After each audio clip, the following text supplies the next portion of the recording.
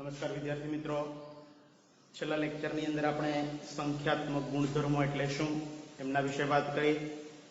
ત્યારબાદ ઘન અબાષ્પશીલ દ્રાવ્ય પદાર્થની બાષ્પશીલ પ્રવાહી દ્રાવકમાં દ્રાવ્યતા માટેનો રાઉલ્ટનો નિયમ આપણે સાબિત કર્યો. આજે આપણે કેટલાક આ રાઉલ્ટના નિયમને આધારિત એમસીક્યુ અને કેટલાક એના ઉદાહરણો અને એક્ઝામ્પલ એ આપણે અહીંયા જોવાના છે. સૌપ્રથમ આપણે બોર્ડમાં પૂછી શકાય એવા કેટલાક એક્ઝામ્પલ જે આપણને એનસીઈઆરટીની બુક્સમાં આપેલા છે, ઉદાહરણ રૂપે અને લખાણ સંબંધિત પ્રશ્નો રૂપે અને સ્વાધ્યાયના પ્રશ્નો રૂપે, તો એ આપણે જોઈશું. અને એ શીખ્યા બાદ આપણે કોમ્પિટિટિવ એક્ઝામમાં પૂછી શકાય એવા કેટલાક એમસીક્યુ એ સોલ્વ કરશું. ત્યારબાદ 60 થી 70 જેટલા આવા માત્ર ને માત્ર અબાષ્પશીલ દ્રાવ્યની બાષ્પશીલ દ્રાવકમાં દ્રાવ્યતા માટેનો રાઉલ્ટનો નિયમ જે છે એ આધારિત એમસીક્યુ એ હું તમને પીડીએફ ફાઇલ બનાવી અને તમને પહોંચતી કરી દઈશ, જે તમારે જાતે ગણવાના છે અને ન આવડે તે પૂછવાના છે. તો સૌપ્રથમ આપણે બોર્ડમાં પૂછી શકાય એવા કેટલાક એક્ઝામ્પલ વિશે શીખશું અને ત્યારબાદ નીટ જી ગુજસેટમાં પૂછી શકાય એવા એમસીક્યુ પર આવીએ. તો સૌપ્રથમ આપણે આ એક્ઝામ્પલ જે આપણને બોક્સની અંદર ઉદાહરણ રૂપે આપેલો છે તે શીખીએ. તો રકમ આવી છે કે અમુક તાપમાને શુદ્ધ બેન્ઝીનનું બાષ્પ દબાણ 0.850 બાર છે. એક અબાષ્પશીલ ઘનના 0.5 ગ્રામ પદાર્થને 39 ગ્રામ બેન્ઝીન કે જેનું મોલર દળ 78 ગ્રામ પ્રતિ મોલ છે તેમાં ઉમેરવામાં આવ્યો તો દ્રાવણનું બાષ્પ દબાણ 0.845 બાર જણાયું. ઘન પદાર્થનો અણુભાર આપણે ગણવાનો કીધો છે. તો એક પદાર્થ આપેલો છે, બરાબર, એ ઘન પદાર્થ છે અને અબાષ્પશીલ છે, બરાબર. એ ઘન પદાર્થનું વજન આપણને ખબર છે કે 0.5 ગ્રામ છે. આપણને એનું મોલર દળ ખબર નથી, એ આપણે અહીંયા ગણવાનું છે. એના માટે બેન્ઝીનની અંદર એ પદાર્થને દ્રાવ્ય કરવામાં આવ્યો તો એ બેન્ઝીનનું બાષ્પ દબાણ, શુદ્ધ બેન્ઝીન જે છે એનું બાષ્પ દબાણ આપણને આપી દીધું છે 0.850 બાર. હવે આ શુદ્ધ બેન્ઝીન 39 ગ્રામ બેન્ઝીન લીધેલું છે, એની અંદર 0.5 ગ્રામ અબાષ્પશીલ પદાર્થ ઉમેરવામાં આવ્યો અને જે દ્રાવણ તૈયાર થયું એ દ્રાવણનું બાષ્પ દબાણ થયું 0.845 બાર. તો આ દ્રાવ્ય પદાર્થનું આણ્વિક દળ કે આપણે ગણવાનું છે. તો આમના આ ટાઈપના જ્યારે અબાષ્પશીલ દ્રાવ્ય પદાર્થને બાષ્પશીલ દ્રાવકમાં ઉમેરવામાં આવે ત્યારે રાઉલ્ટ દ્વારા સૂત્ર આપવામાં આવેલું. તો એ રાઉલ્ટના નિયમનો આપણે ઉપયોગ કરી અને એક્ઝામ્પલ ગણીએ. તે પહેલા આપણને જે આપેલું છે એમનો આપણે ડેટા લખી લઈએ અને ત્યારબાદ સૂત્ર મૂકી અને આણ્વિક દળને કરતા બનાવી અને એક્ઝામ્પલ ગણીએ. તો શુદ્ધ બેન્ઝીનનું બાષ્પ દબાણ એ શરૂઆતમાં આપણને આપવામાં આવ્યું છે 0.850 બાર. તો એને આપણે કહીશું P10. આપણે રાઉલ્ટના નિયમમાં સૂત્ર સાબિતી વખતે શીખી ગયા. તો એ છે 0.850 બાર. ત્યારબાદ એક અબાષ્પશીલ ઘનના 0.5 ગ્રામ પદાર્થને 39 ગ્રામ બેન્ઝીનમાં દ્રાવ્ય કરવામાં આવ્યું. આનો જથ્થો ઓછો છે, અહીંયા જથ્થો વધારે છે. બેન્ઝીન દ્રાવક છે અને આ દ્રાવ્ય પદાર્થ છે. તો એમનું વજન આપણને આપી દીધેલું છે દ્રાવ્યનું, એટલે આપણે એને કહીશું W2 જે છે 0.5 ગ્રામ. આપણે દ્રાવક માટે 1 અને દ્રાવ્ય માટે ઘટક 2 એવો શબ્દ આપણે વાપરશું. તો નીચે આવી રીતના આંકડાઓ એ દ્રાવ્ય માટે 2 હશે અને 1 કહેતા દ્રાવક માટે હશે. ત્યારબાદ આગળ આપણને આપી દીધું છે બેન્ઝીનનું વજન આપણને આપી દીધેલું છે, એટલે કે W1 તે છે 39 ગ્રામ અને એનું આણ્વિક દળ, મોલર દળ બેન્ઝીન માટે આપી દીધેલું છે. કદાચ ન આપે તો આપણે જાતે પણ ગણી શકીએ. C6H6 મૂકી અને ઓળો સૂત્ર ને આપણે આણ્વિક દળ ગણી શકતા હોઈએ છીએ. તો M1 એ આપી દીધેલું છે આપણને 78 ગ્રામ પ્રતિ મોલ.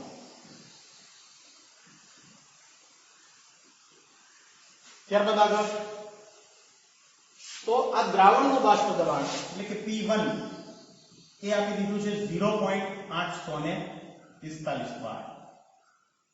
P1 આપવામાં આવ્યું. તો ઘન પદાર્થનો અણુભાર એટલે કે M2 એ આપણે મેળવવાનો છે. તો રાઉટના નિયમ મુજબ આપણે લખી શકીએ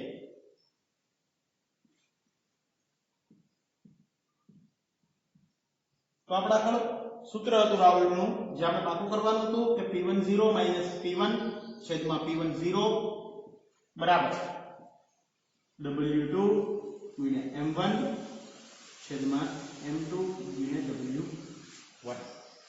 આ સૂત્ર રાઉટના નિયમનું હતું જે આપણે પાકું કરવાનું હતું. તો આ સૂત્ર પરથી આપણે M2 ને કરતા બનાવી અન્યની કિંમત મૂકી અને આપણે એક્ઝામ્પલ કરી શકીશું. તો સૌપ્રથમ આપણે સૂત્રની અંદર દરેકની કિંમત મૂકી દઈએ અને M2 ને પછી કરતા બનાવીશું. તો P10 આપેલું છે 0.850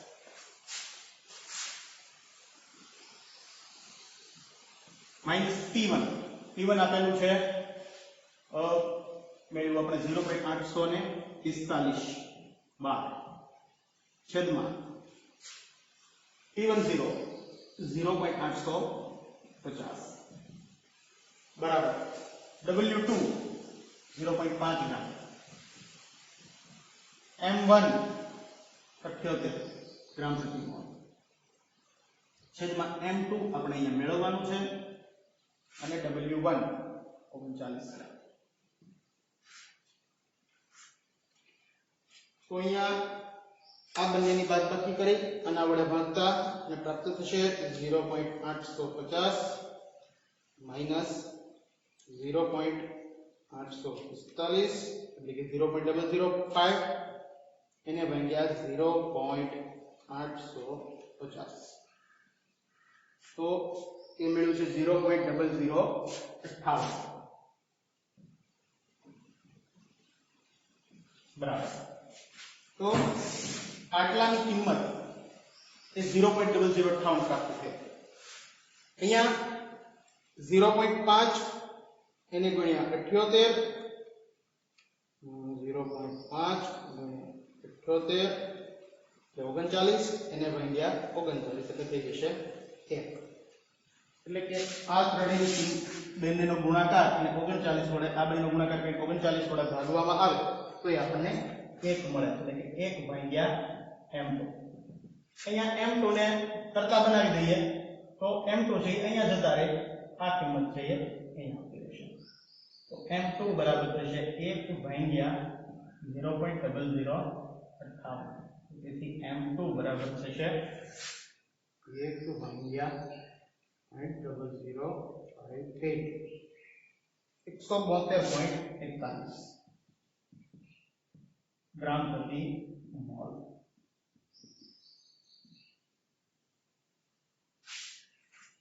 તો આવી રીતે M2 આપણે કહેતા અબાષ્પશીલ દ્રવ્ય પદાર્થ જે 0.5 ગ્રામ ઉમેરવામાં આવ્યો એમનું આણ્વિક દળ એ આપણે પ્રાપ્ત થઈ ગયું છે 172.41 ગ્રામ પ્રતિ મોલ.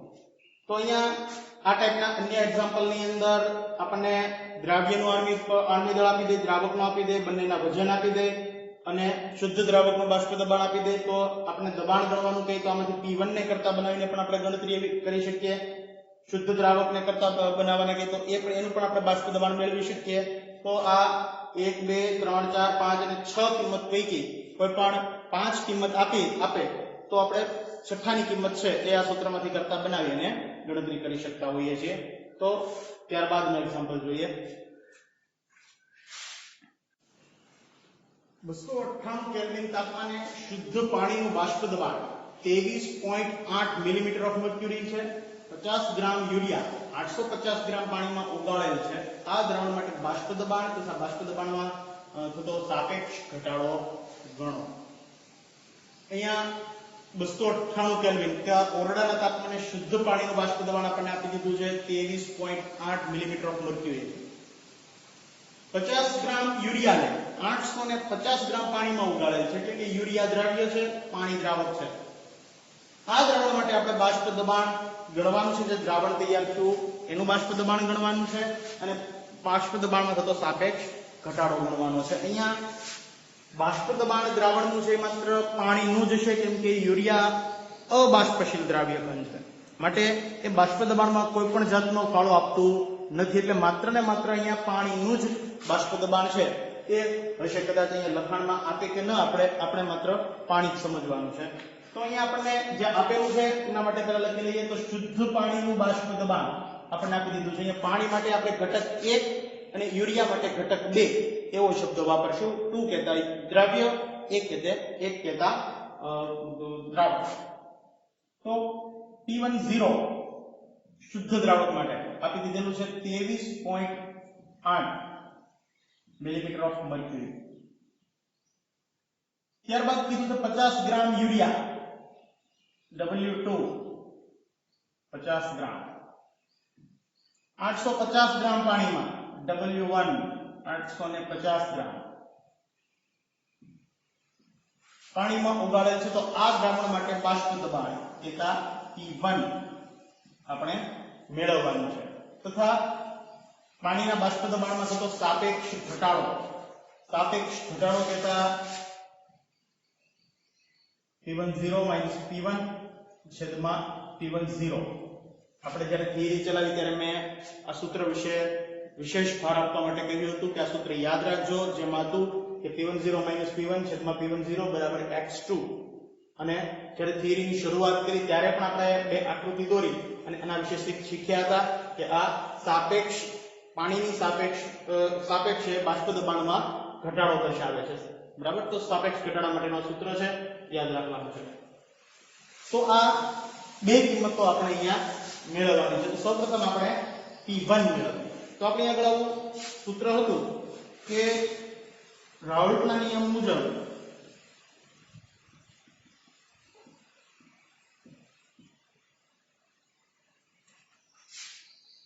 P10 P1 છેદમાં P10 બરાબર W2 M1 છેદમાં M2 W1. P10 આપેલું છે, P1 મેળવવાનું છે, P10 આપેલું છે, W2 આપેલું છે, M1 મેળવવું પડશે, M2 મેળવવું પડશે અને W1 આપેલ છે. અહીંયા M1 કહેતા દ્રાવકનું આણ્વિક દળ, દ્રાવક પાણી છે, પાણીનું આણ્વિક દળ 18 ગ્રામ પ્રતિ મોલ હોય. મેળવી લેવાનું છે. એમાં 2 ગુણ્યા હાઇડ્રોજન વત્તા ઓક્સિજન, હાઇડ્રોજનનું પરમાણુ દળ 1, ઓક્સિજનનું 16, 2 એકા 2 વત્તા 18 એટલે થશે 16 એટલે કે થશે 18. M2 યુરિયા NH2CO NH2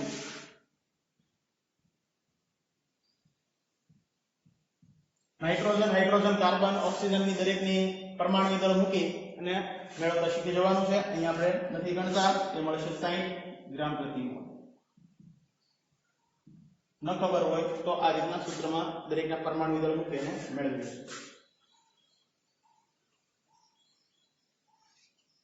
ચાલો, તો હવે દરેકની કિંમત છે આ સૂત્રમાં મૂકીએ એટલે P1 ને કરતા બનાવશું એટલે આપણે જવાબ પ્રાપ્ત થશે. P10 આપેલું હતું 23.8 millimetre of mercury minus P1 આપણે મેળવવાનું છે છેદમાં 23.8 બરાબર W2 50 ગ્રામ, M1 પાણીનું પરમાણુ દળ 18, M2 યુરિયાનું આણ્વિક દળ 60, W1 પાણીનું વજન 850. તો અહીંયા એક સાથે હું બે સ્ટેપ કમ્પ્લીટ કરું છું. 50 ને 18 વડે ગુણી 60 વડે ભાગવાના, ફરી પાછું 850 વડે ભાગતા અને આ કિંમતને અહીંયા ગુણાકારમાં ઉપર લઈ લેતા. અથવા તો એક સ્ટેપ વધારો તો કઈ વાંધો છે નહીં. તો તેથી 23.8 માઈનસ P1 છેદમાં 23.8 બરાબર થશે 50 ગુણ્યા 18 50 ગુણ્યા 18 ભાગ્યા 60 ભાગ્યા 850 0.0176. ઘણી વખત આવા પોઈન્ટમાં પાછળ આંકડા હોઈને આપણે 177 કહી શકીએ છીએ, બરાબર, પોઈન્ટને આગળ વધારો કરીને. પણ ન કરો તોય વાંધો નથી અને કરો તો પણ વાંધો નહીં, માઇનોર એવો તફાવતથી જવાબમાં આવી શકતો હોય છે. તો તેથી આ 23.8 અહીંયા જશે એટલે એની સાથે ગુણાઈ જશે તો થશે 23.8 માઈનસ P1 બરાબર 0.076 અને ગુણ્યા 23.8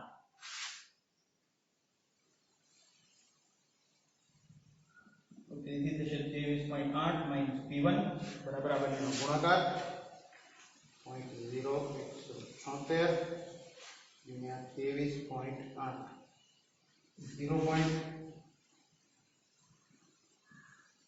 19 પણ કહી શકો 23.8 આ બધું એટલામાંથી બાદ થઈ જાય એટલે અહીંયા વધશે માઈનસ P1 બરાબર થશે 0.418 માઈનસ 23.8 માઈનસ P1 બરાબર થશે 0.418 માઈનસ 23.8 માઈનસ 23.8 माइनस माइनस बने बाजू 10 થઈ જશે એટલે કે P1 બરાબર થશે 23.38 મિલીમીટર ઓફ મર્ક્યુરી આ સીધે સીધું પણ તમે અહીંથી એટલું બધું લાંબુ ન કરવું હોય તો પણ કરી શકો આ 23.8 ને અહીંયા લો એટલે ગુણાઈ જશે આ 23.8 ને આ બાજુ લાવશો એટલે આખા રકમમાંથી બાદ થઈ જશે અને બધું એક સાથે કેલ્ક્યુલેટરમાં ગણતરી કરો તો પણ સરળ રહેશે આ દરેકને સમજાય એટલા માટે થોડી લાંબી ગણતરી કરી છે તો આ રીતે P1 કહેતા દ્રાવણનું બાષ્પ દબાણ આપણને પ્રાપ્ત થયું છે 23.38 મિલીમીટર ઓફ મર્ક્યુરી હવે બાષ્પ દબાણનો સાપેક્ષ ઘટાડો મેળવી જોઈએ તો આપણે આગળ સૂત્ર હતું P10 માઈનસ P1 છેદમાં P10 સાપેક્ષ ઘટાડાનું P10 23.8 માઈનસ P1 આપણે મેળવ્યું 23.38 છેદમાં 23.8 તો 23.8 માઈનસ 23.38 0.42 અને ભાગ્યા 23.8 0.0176 આનો કોઈ એકમ હશે નહીં કેમ કે સાપેક્ષ ઘટાડો છે અંશમાં પણ મિલીમીટર ઓફ મર્ક્યુરી આવે છેદમાં પણ મિલીમીટર ઓફ મર્ક્યુરી તો સરખે સરખા એકમ ઉડી જાય અને આ એકમ રહિત બને એટલે સાપેક્ષ ઘટાડાની કોઈ એકમ છે નહીં તો જવાબ આવશે 0.176 ત્યારબાદ એક્ઝામ્પલ જોઈએ તો આપણે આ બે એક્ઝામ્પલ એ બોર્ડમાં પૂછી શકાય એ ટાઈપના એક્ઝામ્પલ જોયા હવે કેટલાક આપણે નીટ જી સેટ જેવી કોમ્પિટિટિવ એક્ઝામમાં પૂછી શકાય એવા કેટલાક એક્ઝામ્પલ જોઈએ ક્વેશ્ચન છે દ્રાવણના બાષ્પ દબાણનો સાપેક્ષ ઘટાડો 0.6 હોય તો તે દ્રાવણમાં રહેલા દ્રાવકના મોલ અંશ ગણો આપણને દ્રાવણ માટેના બાષ્પ દબાણનો સાપેક્ષ ઘટાડો અહીંયા આપવામાં આવેલો છે અને દ્રાવકના મોલ અંશ અહીંયા પૂછ્યા છે તો એ કેટલા હશે તો આપણે જ્યારે રાઉલ્ટના નિયમના સૂત્રની સાબિતી કરતા હતા ત્યારે આપણે સમીકરણ એક આવ્યું હતું વચ્ચે જે મેં તમને કહ્યું હતું કે આ ખૂબ અગત્યનું સમીકરણ છે નીટ જી ગુજસેટ જેવી કોમ્પિટિટિવ એક્ઝામની અંદર ખૂબ અગત્યનું સાબિત થાય એવું છે તો મેં તમને યાદ રાખવા માટે પણ કહ્યું હતું તો એ સૂત્રનો આપણે અહીંયા ઉપયોગ કરી અને આ એક્ઝામ્પલ આપણે જોવાનો છે તો એ સૂત્ર આવું હતું કે બાષ્પ દબાણમાં થતો સાપેક્ષ ઘટાડો એટલે કે P10 માઈનસ P1 છેદમાં P10 બરાબર હતું x2 આપણે સૂત્રની સાબિતી કરતા હતા ત્યારે આવું સમીકરણ આપણને પ્રાપ્ત થયું હતું તો અહીંયા આપણને બાષ્પ દબાણમાં થતો સાપેક્ષ ઘટાડો જાટલો ભાગ દર્શાવે છે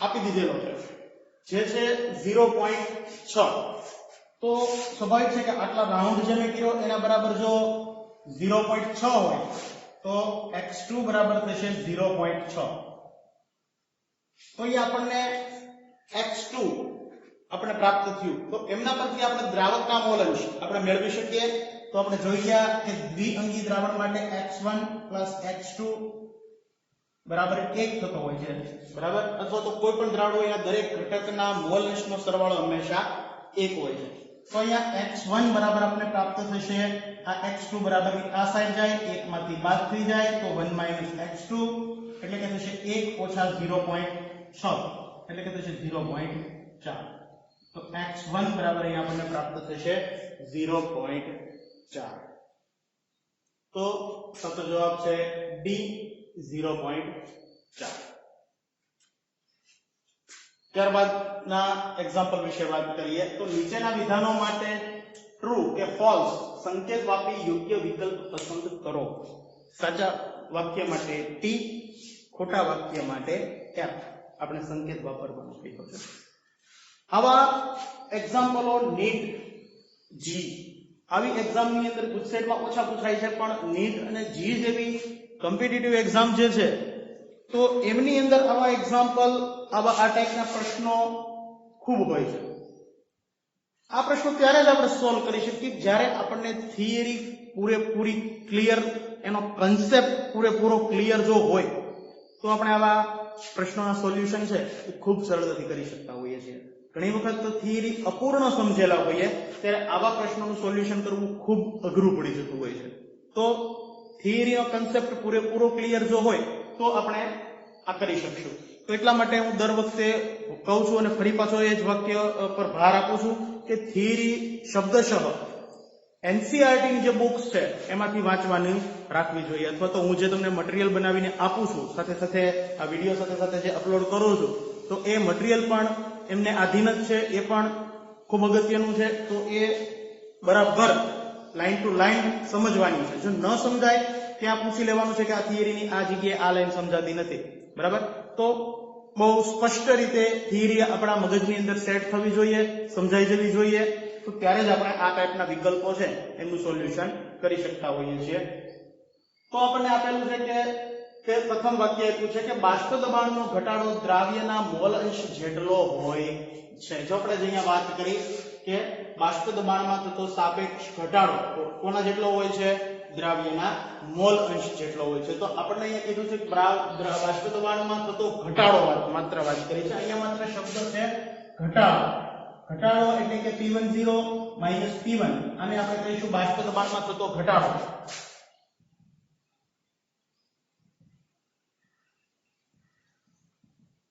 અને સાપેક્ષ ઘટાડો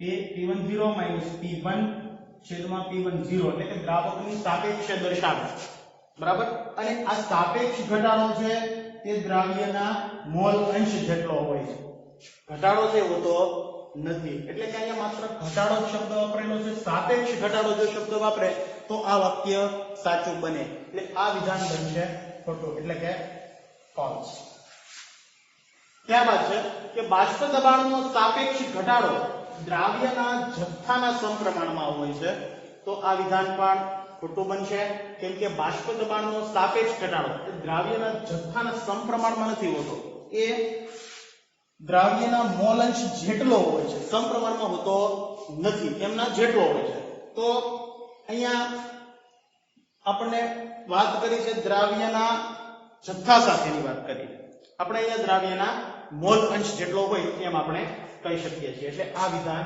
ખોટું છે જો આ જગ્યાએ લખવામાં આવે કે દ્રાવ્યના મોલ અંશ જેટલો હોય તો આ વિધાન સાચું બને માટે આ વિધાન ખોટું છે ત્યારબાદનું વાક્ય છે કે બાષ્પ દબાણનો સાપેક્ષ ઘટાડો દ્રાવ્યના મોલ અંશ બરાબર હોય છે તો આપણે સૂત્ર લખ્યું કે બાષ્પ દબાણનો સાપેક્ષ ઘટાડો એ દ્રાવ્યના મોલ અંશ જેટલો હોય છે એટલે કે એ બંને સરખા હોય છે તો આ વિધાન બનશે સાચું અને ત્યારબાદ દ્રાવણનું બાષ્પ દબાણ દ્રાવકના મોલ અંશ બરાબર હોય છે તો આ વિધાન પણ ખોટું બનશે કેમ કે દ્રાવણનું બાષ્પ દબાણ છે એ દ્રાવકના મોલ અંશ બરાબર હોતું નથી હા દ્રાવણનું બાષ્પ દબાણ છે એ દ્રાવકના મોલ અંશ પર ડિપેન્ડ કરે છે એના પર આધાર રાખે છે પણ એના જેટલું હોતું નથી માટે આ વિધાન બનશે ખોટું ફોલ્સ તો સાચો વિકલ્પ બનશે FFTF તો આ વિધાન ખોટું પ્રથમ FFTF એટલે આ વિકલ્પ સાચો બનશે અન્ય બે વિકલ્પ ખોટા બનશે તો આ ટાઈપના એક્ઝામ્પલ માટે થિયરી એકદમ પરફેક્ટ કરો તો જ આવા વાક્ય આ વિધાનો ટાઈપના આવા વાક્ય પ્રશ્ન તમે સમજી શકશો. ત્યારબાદનો એક્ઝામ્પલો જોઈએ.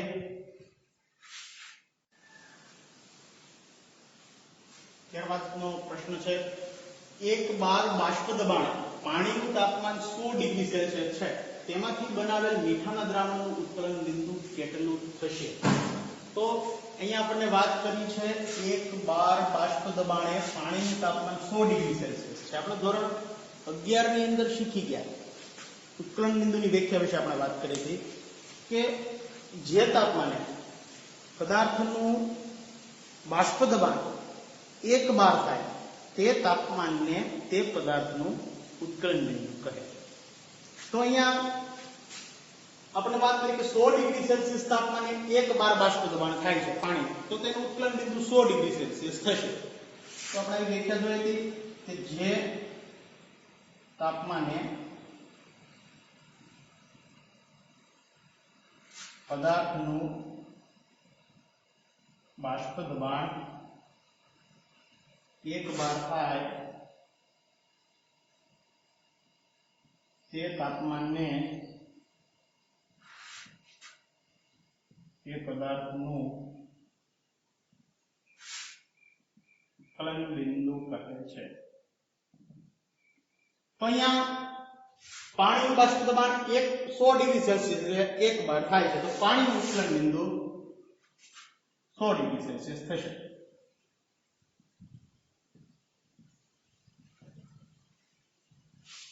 આગળ હવે આ પાણીમાં મીઠું ઉમેરવામાં આવ્યું.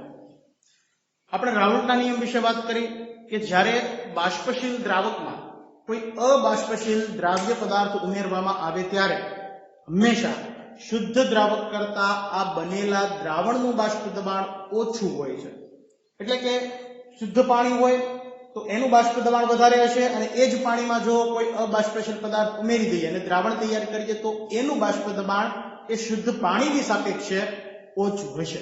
તો અહીંયા પાણીનું જો આપણે વાત કરીએ કે બાષ્પ દબાણ 1 બાર બાષ્પ દબાણ 100 ડિગ્રી સેલ્સિયસ તાપમાને છે, તો જો એમાં મીઠું ઉમેરી દઈએ તો આપણે વાત કરીએ એમ કે બાષ્પ દબાણમાં ઘટાડો થશે. શુદ્ધ દ્રાવક કરતા તેના બનેલા દ્રાવણનું બાષ્પ દબાણ હંમેશા ઓછું હોય છે, તો એના બાષ્પ દબાણમાં ઘટાડો થશે. જો એનું બાષ્પ દબાણ 1 બાર કરવું હોય તો આપણે એને ફરી તાપમાન આપવું પડશે.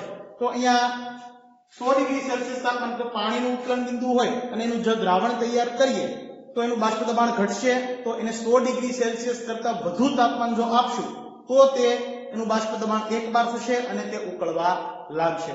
તો અહીંયા જો આપણે મીઠાનું દ્રાવણ તૈયાર કર્યું એનું ઉત્કલન બિંદુ જો આપણે લાવવું હોય તો એને 100 ડિગ્રી સેલ્સિયસ કરતા વધુ તાપમાન આપવું પડે, તો જ અને તો જ માત્ર એમનું બાષ્પ દબાણ 1 બાર થાય. બરાબર? તો અહીંયા જવાબ આવશે 100 ડિગ્રી સેલ્સિયસ કરતા વધારે. રાઈટ? 100 નહીં, 100 કરતા ઓછું એ પણ નહીં, 100 કરતા વધારે. સાચું. 50 ડિગ્રી સેલ્સિયસ કીધું, જે 100 કરતા ઓછું હોવાથી તે જવાબ શક્ય નથી. તો અહીંયા સાચો વિકલ્પ બનશે 100 ડિગ્રી સેલ્સિયસ. ત્યારબાદનો પ્રશ્ન છે,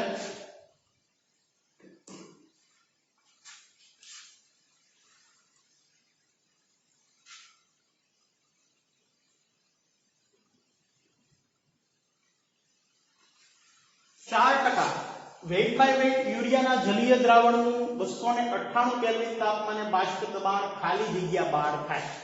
298 કેલ્વિન તાપમાને પાણીનું બાષ્પ દબાણ 0.025 બાર છે. અહીંયા આપણને વાત કરી છે 4% વેટ બાય વેટ યુરિયાનું જલીય દ્રાવણ.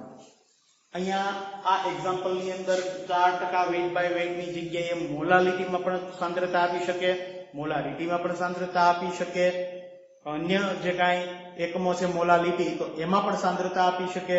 તો આવા અલગ અલગ ઘણા બધા એકમોમાં છે એ સાંદ્રતા રજૂ કરી શકાતી હોય છે, અને એના પરથી આપણે દ્રાવ્ય અને દ્રાવક આ બંનેનું વજન છે એ મેળવવાનું રહેતું હોય છે. તો અહીંયા આપણને 4% વેટ બાય વેટ યુરિયાનું જલીય દ્રાવણની વાત કરી, તો આપણે અહીંયા કહી શકીએ કે 4% વેટ બાય વેટ યુરિયાનું જલીય દ્રાવણ એટલે 4 ગ્રામ યુરિયા 100 માંથી 4 બાદ કરતા 96 ગ્રામ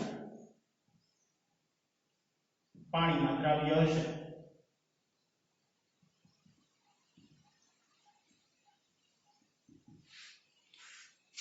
આપણે વજનથી ટકાવારી વખતે આ બાબત શીખી ગયા છે. જેટલી ટકાવારી આપી હોય એટલા ગ્રામ દ્રાવ્ય હોય અને 100 માંથી તેને બાદ કરતા જે ટકાવારી આપી છે 100 માંથી બાદ કરતા જે મૂલ્ય મળે તે દ્રાવકનું વજન હોય છે. તો અહીંયા 4 ગ્રામ યુરિયા અને 96 ગ્રામ પાણીમાં દ્રાવ્ય છે એવું આપણે કહી શકીએ. ત્યારબાદ આ બનતા દ્રાવણનું બાષ્પ દબાણ એ આપણે અહીંયા મેળવવાનું છે અને પાણીનું બાષ્પ દબાણ આપણને અહીંયા આપેલું છે. તો આપણે કઈ કઈ વસ્તુ અહીંયા મેળવી તો કે જો યુરિયાનું વજન આપણે પ્રાપ્ત થયું. અહીંયા યુરિયા છે દ્રાવ્ય છે એના માટે આપણે 2 અને દ્રાવક એટલે પાણી એના માટે ઘટક 1 એવો શબ્દ વાપરશું. તો અહીંયા યુરિયાનું વજન એટલે કે W2 એ આપી દીધું છે 4 ગ્રામ. W1 કહેતા પાણીનું વજન કે આપણને મળ્યું 96 ગ્રામ. ત્યારબાદ P10 આપી દીધેલું છે. પાણી માટે બાષ્પ દબાણ 0.025 બાર. તો બનતા દ્રાવણનું બાષ્પ દબાણ કરતા P1 એ આપણે મેળવવાનું છે. તો આપણા આગળ સૂત્ર હતું રાઉલ્ટનો નિયમ. તો રાઉલ્ટના નિયમ મુજબ જોઈએ તો P10 P1 છેદમાં P10 બરાબર W2 ગુણ્યા M1 છેદમાં M2 ગુણ્યા W1. તો P10 છે, P1 મેળવવાનું છે, P10 પણ છે, W2 પણ છે, W1 પણ છે, M1 M2 આપણી આગળ છે નહીં તો તે આપણે મેળવવા પડે, લખવા પડે. તો M1 કહેતા પાણીનું આણ્વિક દળ 18 ગ્રામ પ્રતિ મોલ. M2 યુરિયા આગળ વાત કરી હતી NH2CO NH2 60 ગ્રામ પ્રતિ મોલ મળે. સાથે ગણતરી કરી લેવી. તો દરેક કિંમત આ સૂત્રમાં મૂકીએ તો P10 કે હતું 0.025 માઈનસ P1 છેદમાં 0.025 બરાબર થશે W2 4 ગ્રામ M1 પાણીનું આણ્વિક દળ 18 છેદમાં M2 યુરિયાનું આણ્વિક દળ 60 પાણીનું વજન 96. તો અહીંયા P1 ને જો કરતા બનાવવામાં આવે તો 0.25 બરાબરની આ સાઈડ જાય એટલે આની સાથે ગુણાઈ જાય. આ 0.25 આ બાજુ એટલામાંથી બાદ થશે. તો -P1 બરાબર વધશે 4 ગુણ્યા 18 ગુણ્યા 0.025 છેદમાં 60 ગુણ્યા 96 માઈનસ 0.025. આખું લંબાવીને પણ તમે કરી શકો છો. આ નેક્સ્ટ સ્ટેપમાં હું પૂરું કરું છું શોર્ટમાં. તમે 4 ગુણ્યા 18 ભાગ્યા 60 ભાગ્યા 96 કરીને કોઈ આંકડો મેળવી શકો. આ આંકડાને અહીં સાથે ગુણાઈ જશે. જે મળે તેને આ બાજુ લાવશો અને એમાંથી બાદ કરશો તો પણ એ પ્રાપ્ત થશે. તો અહીંયા આપણે પ્રાપ્ત થશે -P1 બરાબર 4 ગુણ્યા 18 ગુણ્યા 0.025 ભાગ્યા 60 ભાગ્યા 96 0. આખું જ કરી નાખું છું -0.025 -0.024 બંને બાજુથી માઇનસ પ્લસ થઈ જશે. તેથી P1 બરાબર થશે 0.024 બાર. તો દ્રાવણનું બાષ્પ દબાણ થશે 0.024 બાર. આ સાચો વિકલ્પ બનશે. તો આપણે આગળ જે એક્ઝામ્પલ જોયો એમના જેવો જ એક્ઝામ્પલ હતો. અન્ય પણ એક એક્ઝામ્પલ છે એ આપણે આની પછી જોઈશું. દ્રાવણમાં સંતુલન સ્થિતિએ ઘટક A અને B રહેલા હોય તેમજ તેઓના મોલ અંશ અનુક્રમે Ya અને Yb હોય તો Yb બરાબર ખાલી જગ્યા. અહીંયા સંતુલન સ્થિતિએ ઘટક A અને B એમના મોલ અંશ આપણને આપી દીધા છે Y અને Yb હોય તો Yb બરાબર નીચેના પૈકી શું થાય? તો આપણે બાષ્પશીલ પ્રવાહી દ્રાવ્યની બાષ્પશીલ પ્રવાહી દ્રાવકમાં દ્રાવ્યતા માટેનો રાઉલ્ટનો નિયમ એમના વિશેની વાત કરી હતી. તો ત્યાં આપણે વાત કરી હતી ડાલ્ટનના આંશિક દબાણના નિયમ મુજબ આપણે આવી રીતે લખી શકીએ કે PA બરાબર YA ગુણ્યા P ટોટલ અને PB બરાબર લખી શકીએ YB ગુણ્યા P ટોટલ. અહીંયા આપણે YB પૂછ્યું છે તો yb ને જો કરતા બનાવવા હોય તો p ટોટલ બરાબર ની આ સાઈડ આવે એટલે આમના છેદમાં આવી જશે, એટલે yb બરાબર થશે pb છેદમાં p ટોટલ. yb બરાબર છે pb છેદમાં p ટોટલ. તો આપણે ઘણી વખત આવા પ્રશ્ન જ્યારે પૂછાતા ત્યારે ઉતાવળમાં pb છેદમાં p ટોટલ ફટાફટ જોઈ અને આ વિકલ્પ ટિક કરી નાખતા હોય છે. અન્ય વિકલ્પો ઉપર ઘણી વખત આપણે નજર નાખતા હોતા નથી, તો જેને હિસાબે આવા આવડતા હોવા છતાં પણ આવા પ્રશ્નો ખોટા પડતા હોય છે. તો આવા પ્રશ્નો માટે આગળ બીજા વિકલ્પો પણ ચેક કરવા જોઈએ. તો જેમ કે આ તો માત્ર સાચું જ છે કે yb બરાબર pb છેદમાં p ટોટલ, એ વિકલ્પ સાચો જ છે. બી વિકલ્પ પર નજર કરીએ તો pb છેદમાં pa પ્લસ pb. અહીંયા આપણને આપ્યું છે pa છેદમાં pb, એટલે કે અહીંયા બે જ ઘટકો દ્રાવણમાં છે, ઘટક a અને ઘટક b. તો બંનેના બાષ્પ દબાણનો સરવાળો એટલે p ટોટલ બને, એટલે કે p ટોટલ બરાબર આપણે એમ લખી શકીએ કે p ટોટલ બરાબર a નું બાષ્પ દબાણ વત્તા b નું બાષ્પ દબાણ. જેટલા ઘટકો હોય એ દરેકના બાષ્પ દબાણનો સરવાળો એટલે p ટોટલ ડાલ્ટનના નિયમ મુજબ. તો p ટોટલ ની જગ્યાએ આપણે pa છેદમાં pb લખીએ તો આ સમીકરણમાં આપણે લખી શકીએ કે yb બરાબર pb છેદમાં pa પ્લસ pb. તો આ પણ સાચો વિકલ્પ બને છે. અને c pa છેદમાં pa0 ગુણ્યા pb0 એ વિધાન ખોટું છે, એટલે કે અહીંયા a અને b આ બંને સાચા વિકલ્પો છે, એટલે જવાબ આવશે d, a તથા b બંને.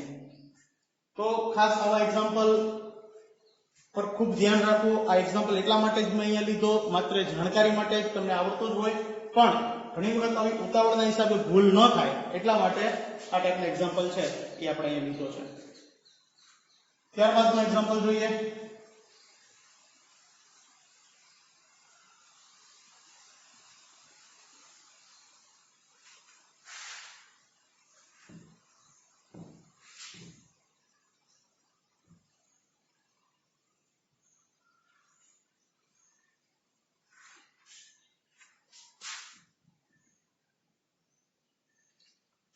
°C તાપમાને CCl4 નું બાષ્પ દબાણ 143 મિલીમીટર ઓફ મર્ક્યુરી છે. શુદ્ધ CCl4 નું બાષ્પ દબાણ અહીંયા આપેલું છે. તેમાં 0.5 ગ્રામ અબાષ્પશીલ દ્રાવ્ય કે જેનો અણુભાર 65 ગ્રામ પ્રતિ મોલ છે તેને ઉમેરી અને 100 મિલીલીટર CCl4 માં ઉમેરવામાં આવ્યો. તો આ બનતા દ્રાવણનું બાષ્પ દબાણ આપણે ગણવાનું છે અને CCl4 ની ઘનતા આપણને આપેલી છે. તો અહીંયા આપણે જે આપ્યું છે તે તરફ લખીએ. CCl4 નું બાષ્પ દબાણ આપણે અહીંયા CCl4 દ્રાવક છે, આપેલ અબાષ્પશીલ દ્રાવ્ય એ દ્રાવ્ય બનશે. એના માટે P2 એના માટે 2 ઘટક શબ્દ વાપરશું અને CCl4 માટે ઘટક 1 શબ્દ વાપરશું. તો CCl4 નું બાષ્પ દબાણ એટલે કે P10 કે આપી દીધું છે 143 મિલીમીટર ઓફ મર્ક્યુરી. ત્યારબાદ અબાષ્પશીલ દ્રાવ્યનું વજન W2 એ આપી દીધું છે 0.5 ગ્રામ. એમનું આણ્વિક દળ એટલે કે M2 આપી દીધેલો છે 65 ગ્રામ પ્રતિ મોલ અને 100 મિલીલીટર CCl4 ને ઉગાડવામાં આવ્યો, એટલે કે CCl4 નું કદ આપી દીધેલું છે અહીંયા V. CCl4 તો V1 કદ આપ્યું છે 100 મિલીલીટર. તો બનતા દ્રાવણનું બાષ્પ દબાણ કહેતા P1 એ આપણે મેળવવાનું છે અને ઘનતા આપી દીધેલી છે CCl4 ની 1.54 ગ્રામ પ્રતિ મિલીલીટર. તો આપણે રાઉલ્ટના નિયમ મુજબ જોઈએ તો આપણે કુલ બાષ્પ દબાણ ગણી શકીએ. તો રાઉલ્ટના નિયમ મુજબ એનું સૂત્ર હતું કે P10 P1 છેદમાં P10 બરાબર W2 ગુણ્યા M1 છેદમાં M2 ગુણ્યા W1. P10 આપેલું છે, P1 મેળવવાનું છે, P10 આપેલું છે, W2 કે દ્રાવ્યનું વજન આપેલું છે, M1 એટલે CCl4 નું આણ્વિક દળ એ મેળવવું પડશે, M2 આપેલું છે અને CCl4 નું વજન અહીંયા આપણને કદ આપેલું છે, વજન આપેલું નથી, તો એ પણ મેળવવું પડશે. તો આપણે અહીંયા બે રાશિઓ પ્રથમ મેળવવી પડશે, M1 અને W1 એટલે કે CCl4 નું વજન અને CCl4 નું આણ્વિક દળ. તો સૌપ્રથમ આપણે CCl4 ના વજન વિશે વાત કરીએ. તો W1 માટે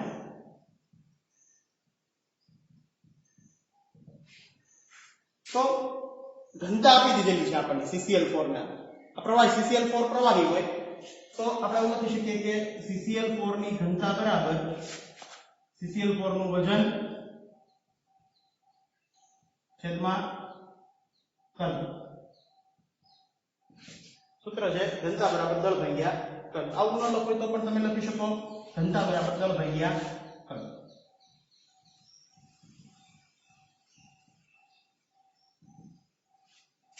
ઘનતા અને કદ આપેલું છે જો દળને આપણે કરતા બનાવી દઈએ તો અહીંયા આની સાથે ગુણાઈ જશે એટલે થશે દળ બરાબર ઘનતા ગુણ્યા કદ ઘનતા આપેલી છે 1.54 ગુણ્યા કદ આપેલું છે 100 મિલીમીટર કદ હંમેશા અહીંયા ઘનતા ગ્રામ પ્રતિ મિલીમાં છે એટલે વજન ગ્રામમાં મળશે કદ મિલીમીટરમાં હોવું જરૂરી છે જે આપણે 100 મિલીમીટર આપેલું હતું અહીંયા કદાચ લીટરમાં આપ્યું હોય તો આપણે એને મિલીમીટરમાં કન્વર્ટ કરવું પડે તો તેથી દળ થશે 1.54 ગુણ્યા 100 એટલે 154 ગ્રામ તો આપણને અહીંયા W1 છે પ્રાપ્ત થઈ ગયું 154 ગ્રામ CCl4 નું વજન અને એનું આણ્વિક દળ M1 બરાબર CCl4 તેતા કાર્બન વત્તા 4 ગુણ્યા ક્લોરીન કાર્બનના 12 વત્તા 4 ગુણ્યા ક્લોરીનનું આણ્વિક દળ પરમાણુ દળ 35.5 12 વત્તા 35.5 ને 4 વડે ગુણતા 71 142 બંનેનો સરવાળો થશે 2 ને 4 4 ને 5 154 ગ્રામ પ્રતિ મોલ તો M1 પણ આપણને પ્રાપ્ત થઈ ગયું W1 પણ આપણે ઘનતા પરથી મેળવ્યું M1 પણ મળી ગયું બધાની કિંમત આ સૂત્રમાં મૂકતા આપણને P1 પ્રાપ્ત થાય P1 0 આપેલું 143 P1 મેળવવાનું છે P1 0 143 બરાબર W2 0.5 M1 154 છેદમાં M2 65 ગુણ્યા W1 154 તો તેથી આ 154 ઉડી જાય એટલે અહીંયા 143 છે એ બરાબરની આ સાઈડ એટલે આની સાથે ગુણાઈ જશે એટલે અહીંયા આવશે 143 P1 બરાબર 0.5 ભાગ્યા 65 એટલે 0.0076 એને ગુણ્યા 143 ગુણ્યા 143 એટલે થશે 1.099 તો તેથી -P1 બરાબર 143 બરાબરની આ સાઈડ એટલામાંથી બાદ થઈ જશે 1.099 143 તેથી -P1 બરાબર આપણને પ્રાપ્ત થાય 1.099 -143 -141.90 માઇનસ બંને બાજુથી પ્લસ તેથી P1 બરાબર મળશે 141.90 તો જે જવાબ છે તો બનતા દ્રાવણનું બાષ્પીભવન 141.90 થશે તો આ એક્ઝામ્પલ અહીંયા પૂર્ણ થાય હું 4 વિકલ્પો લખતા ભૂલી ગયો છું છે જેમાં વિકલ્પ આવશે જવાબ આવશે 141.90 તો આવા અન્ય એક્ઝામ્પલો પણ તમને જે હું PDF ફાઇલ બનાવીને મોકલવાનો છે એમની અંદર એનો સમાવેશ કરેલો જ છે તો એ પણ જાતે ગણવાના છે બરાબર અને ત્યારબાદ હવે આ ટોપિક અહીંયા પૂર્ણ થાય રાઉલ્ટના નિયમ વિશેની વાત અહીંયા પૂર્ણ થાય ત્યારબાદ હવે કાલથી આપણે ઉત્કલન બિંદુનું ઉન્નયન ઠાર બિંદુ અવનયન અભિસરણ દબાણ વગેરે જેવા ટોપિક પર આગળ વધવાનું છે